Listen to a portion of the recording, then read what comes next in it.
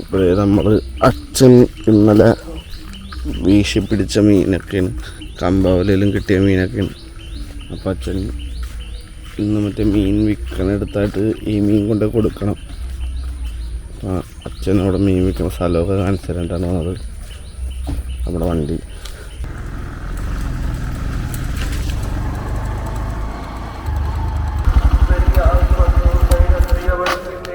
അച്ഛൻ്റെ അടുത്ത് എത്തിയിട്ടുണ്ട്.